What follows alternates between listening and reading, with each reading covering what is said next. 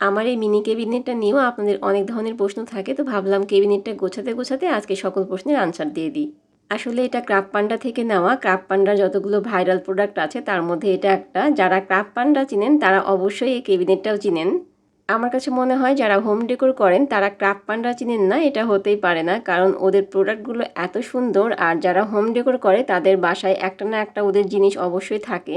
এটা আমি মূলত চা কফি কর্নার করার জন্য নিয়েছিলাম, বাট ইদানিং আমার চা কফি আর খাওয়া হয় না।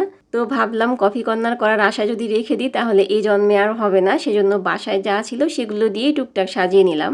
খুব বেশি কিছু না, একেবারে হালকা। আমি মিনিমাল ডেকোর পছন্দ করি। আর আমার ডেকোরে সবচেয়ে বেশি যে কমন জিনিসটা থাকে সেটা হচ্ছে গাছ। গাছ ছাড়া আমার কাছে একেবারে অসম্পূর্ণ মনে হয়।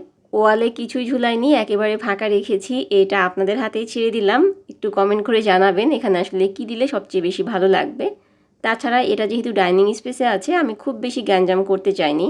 আর হ্যাঁ, সিম্পল ডেকোরটা কেমন হয়েছে অবশ্যই কমেন্ট করে জানাবেন। Thanks for watching.